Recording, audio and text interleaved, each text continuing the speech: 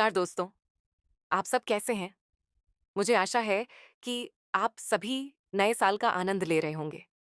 आप सभी को मेरी तरफ से नव वर्ष की हार्दिक शुभकामनाएँ।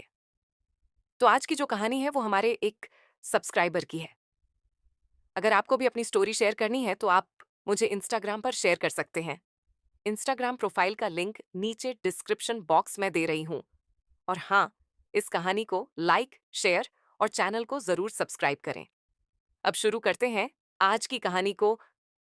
शहर की हलचल भरी सड़कों पर, जहां सूरज की किरणें इमारतों की कांच की दीवारों से टकराकर चमकती रहती थीं, खुशी अपनी शादी की तैयारियों में डूबी हुई थी। कल ही उसकी सगाई हुई थी और अब शादी का दिन बस एक हफ्ते दूर था। खुशी हमेशा से ही एक सपनों की दुनिया में जीने वाली लड़की रही थी।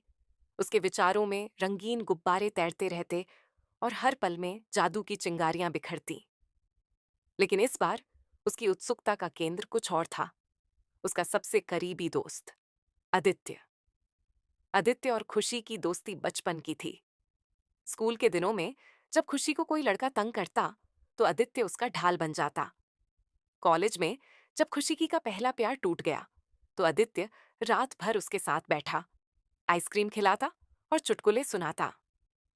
आदित्य एक शांत, अंतर्मुखी लड़का था, किताबों का दीवाना जो पार्टियों से दूर भागता।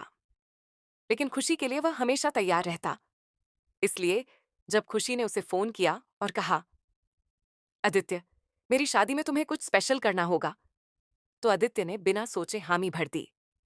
लेकिन अगले ही पल खुशी की आवाज में एक रहस्यमयी उत्साह आ गया। आदित्य, तुम्हें लड़की बनकर आना होगा। हाँ, बिल्कुल लड़की। मैं चाहती हूं कि तुम मेरी शादी का सबसे बड़ा सरप्राइज बनो। कल्पना करो, मेरा बेस्ट फ्रेंड एक खूबसूरत दुल्हन की सहेली की तरह मेरे साथ स्टेज पर।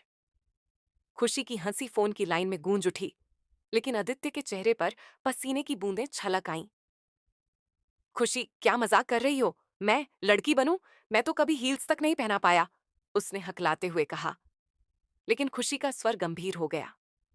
आदित्य, मैं सीरियस हूं। मैं तुम्हारी बेस्ट फ्रेंड हो, न कि कोई साइड किक। अगर तुम्हें मेरी खुशी की परवाह है तो ये करोगे, वरना मैं तुम्हें इनविटेशन ही नहीं भेजूंगी। आदित्य के मन में तूफान उठा।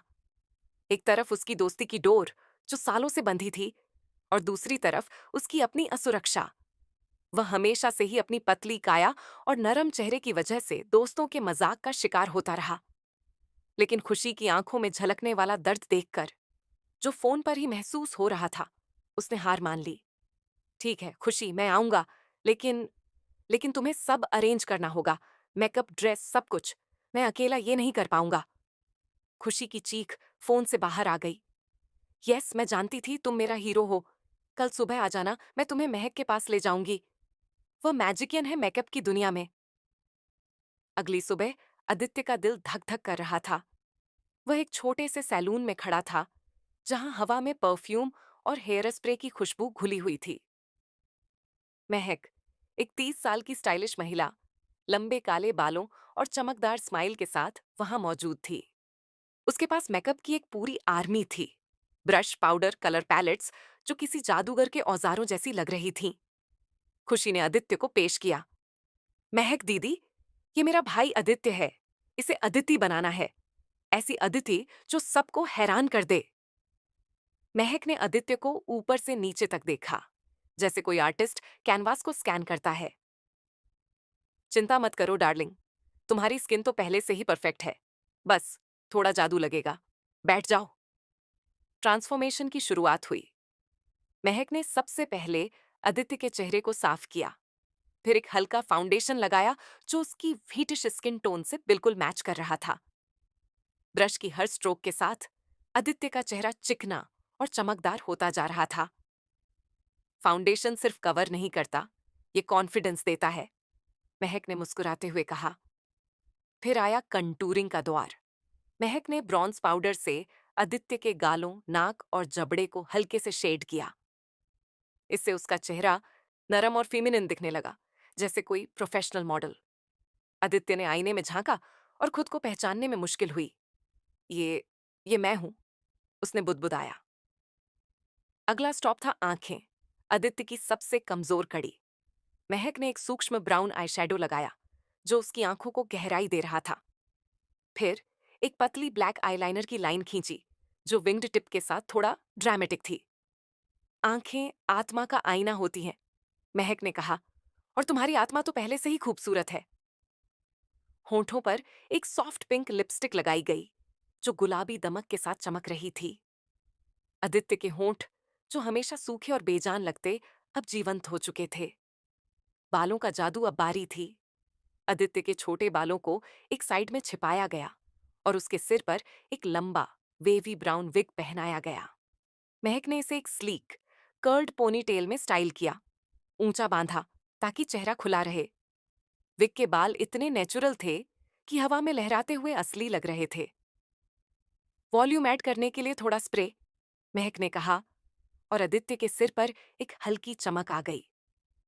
अब वह ऊंचा, घना और स्टाइलिश लग रहा था, जैसे कोई बॉलीवुड हीरोइन। ड्रेसिंग रूम में ले जाकर महक ने एक खूबसूरत रेड फ्लेयर साड़ी निकाली। ये सिल्क की बनी थी जिसमें सुनहरी बॉर्डर चमक रही थी। ये कलर तुम्हारी स्किन पर जादू करेगा, उसने कहा। साड़ी को एक मैचिंग ब्लाउज के साथ ड्रेप किया गया। ब्लाउज में डीप नेक और शॉर्ट स्लीव्स जो आदित्य की पतली कमर को हाईलाइट कर रही थीं। साड़ी का फ्लेयर इतना ग्रेसफुल था कि हर कदम पर यह लहराता। पैरों में 4 इंच के सिल्वर हाई हील्स पहनाए गए जो आदित्य की हाइट को 5 फुट 10 तक पहुंचा रहे थे। चलना मुश्किल था, लेकिन महक ने सिखाया, पीठ सीधी रखो, कदम छोटे लो, देखो कितनी एलिगेंट लग रही हो। एक्सेसरीज ने लुक को कंप्लीट किया। कान में नाजुक झुमके लटकाए गए जो हर हलचल पर झनकारते। गले में एक स्टेटमेंट नेकलेस, रेड स्टोन वाला, जो साड़ी से मैच कर रहा था। कलाइयों पर चूड़ियां जिनकी खनक हंसी जैसी लग रही थी, और उंगलियों में एक सादा सा रिंग जो अदिति की नई पहचान का प्रतीक था। फिनिशिंग टच के लिए महक ने एक फेरी डस्ट शिमर स्प्रे किया, हल्का सा, जो चेहरे पर चमक बिखेर रहा था, खासकर आंखों के आसपास।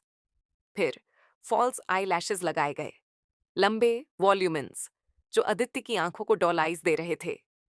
हर झपकाव पर वे पुतलियां नाच रही थीं। महक पीछे हट गई और ताली बजाई। परफेक्ट। अब आईने में देखो अदिति। आदित्य नहीं, अब अदिति ने आईने की ओर देखा।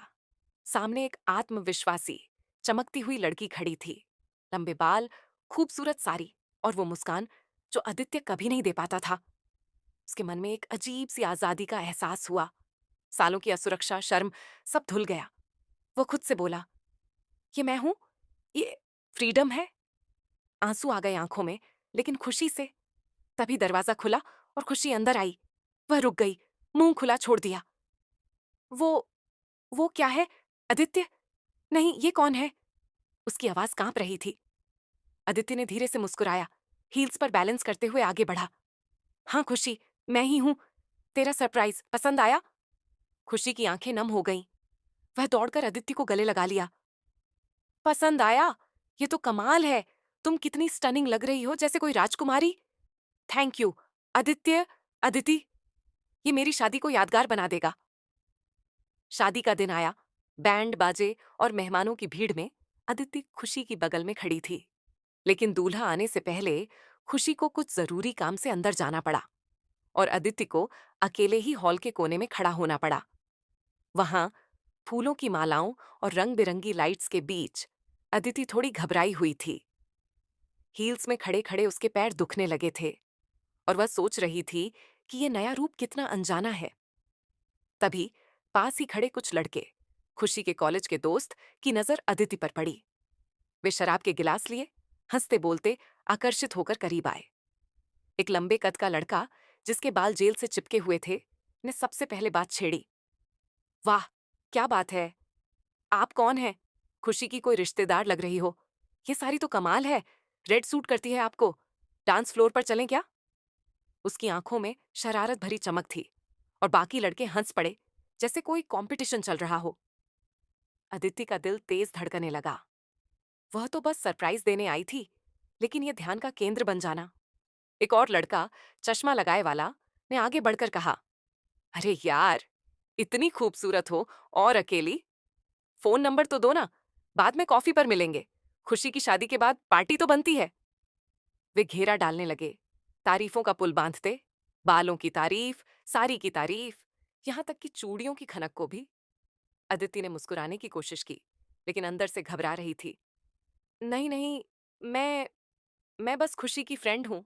थैंक यू, उसने हकलाते हुए कहा और पीछे हटने की कोशिश की। लेकिन ये अनुभव अजीब था। पहली बार कोई उसे इतना नोटिस कर रहा था, वो भी इस रूप में। मन ही मन आदित्य ने सोचा, ये तो मुश्किल हो गया, लड़की बनना आसान नहीं। तभी खुशी लौटी और लड़कों को भगा दिया। लेकिन आदित्य को ये पल हमेशा याद रह गया। एक नई दुनिया का पहला स्वाद, जहां सुंदरता का बोझ भी उतना ही भारी होता है जितना आकर्षण। जब दूल्हा स्टेज पर आया तो सबकी नजरें अदिति पर ठहर गईं। कौन है ये खूबसूरत लड़की? लोग फुसफुसा रहे थे। खुशी ने चुटकी ली अदिति के कंधे पर। देखा, तेरा जादू चल गया। अदिति ने हंसते हुए कहा, ये तेरा जादू है खुशी, दोस्ती का। रात भर अदिति ने डांस किया, सारी लहराती हुई, चूड़ियां खनकती हुई और हर स्टेप पर कॉन्फिडेंस बढ़ता गया।